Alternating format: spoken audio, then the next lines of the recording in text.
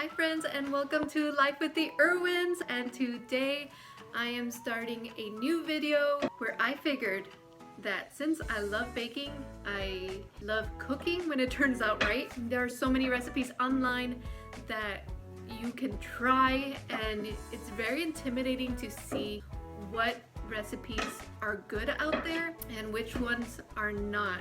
Some look good, some look pretty, but is that recipe good? I will be judging recipes by the outcome and by how easy and delicious it tastes. Although I love baking, I love cooking when it turns out good. I am just a homemaker that is self-taught. I taught myself to bake, taught myself different recipes. I'm intermediate. I would say I'm not a professional because I've never been to culinary school and I've never done any of those sorts of things. But I do love trying new recipes, trying new techniques, and I'm always looking online, finding videos, tutorials on how to improve my own skills. With that in mind, since it is fall, I figured I would look for a fall recipe, and the one I came across was a Fresh Apple Cinnamon Scones, which sounded really good. The picture looks good. It's made by King Arthur Flour. If you're wanting to try their recipe, I will link their website in the description box below. At the end of this video, I will share with you my opinion of what I think and if I would recommend or not recommend this recipe. I will say yay or nay. I have never made scones before in my life, so I am a little bit terrified of how this is gonna turn out. But like I said earlier, I love learning new things, new techniques, new recipes, and I am making this video so you can give it a try too. If I can do it, you can too. So let's give this recipe a try. In a large mixing bowl, you'll whisk together the flour, sugar, salt, baking powder, and the spice, and I used cinnamon for this one. Now it's time to work in the cold butter into your mix. I cubed my butter and will be using my pastry cutter. There are other ways of mixing in the butter. You can shred the butter with a cheese grater, or you can use a food processor and blend it all together, which to me, if you ask, the food processor would be the easiest way to go.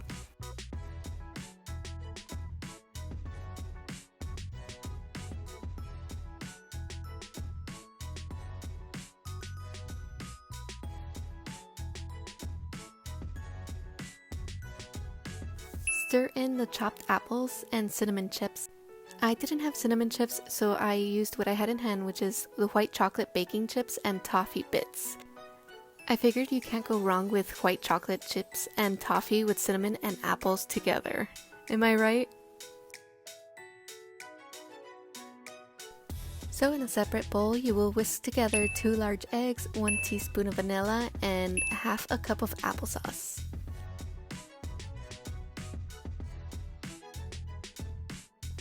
Now it's time to add the wet ingredient into the dry ingredients together, and you're gonna stir until it's all moist and it holds its shape together.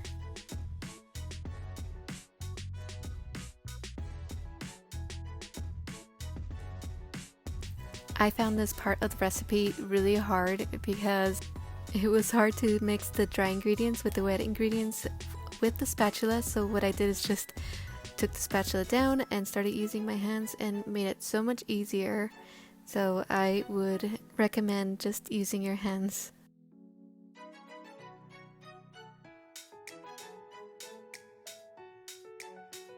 So it says here just to line a baking sheet with parchment paper. If you don't have parchment paper, you could just use it without greasing the cookie sheet. You will sprinkle a little bit of flour on top of the parchment or the pan. Then you'll divide the dough in half.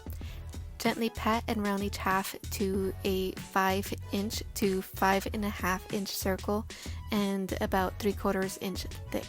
And here I'm using a ruler. You really don't need to use a ruler, but I just wanted to be precise and make sure I got this done right.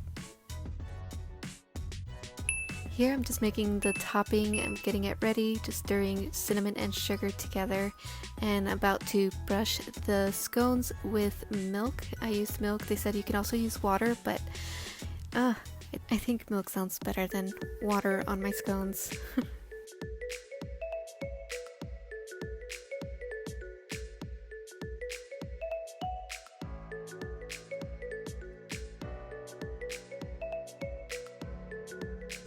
Just sprinkling a little bit of sugar on my scones. Yum, yum, yum.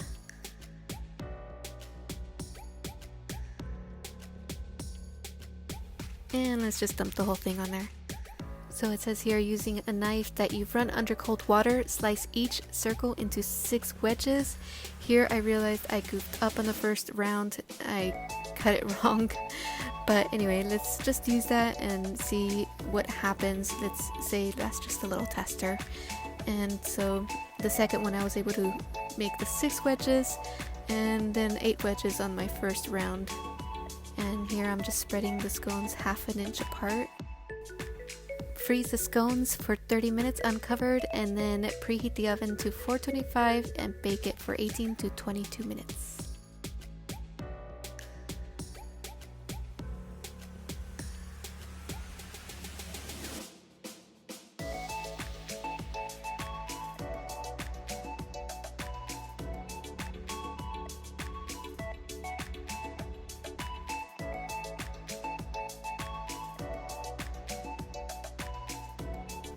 I didn't see any difference between the 6 triangle cut and the 8 triangle cut on the scones.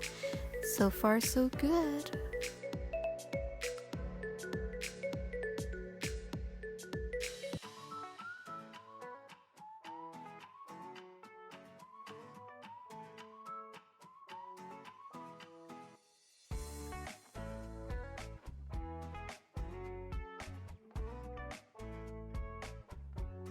So I got here the scones I made.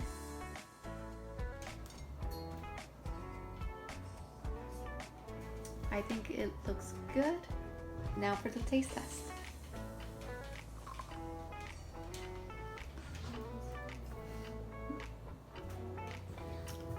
That's really good. So this is a yay recipe for me. It's in the books. I'm gonna be making them over and over again, and I will be sharing it with my family, and I definitely will be making these for the holidays. It doesn't necessarily have to be fall, but it goes really well for Christmas too. So bake on scones, bake on your scones. I really hope that you enjoyed this video. Give it a thumbs up if you like it. I'm gonna be making a lot more videos like these because I love baking, I love creating, I love starting new things, new recipes. Please help our channel by subscribing and hitting that notification bell. You'll get a notification that we posted a new video, and that way you never miss out on any of our videos in the future. Let me know in the comments below if you tried this recipe and if you really enjoyed this video. Encourage me along the way because I am so new to this and I just need to know what I'm doing. I really hope you enjoyed this video. God bless. That's really good. Sorry. Let me get some water.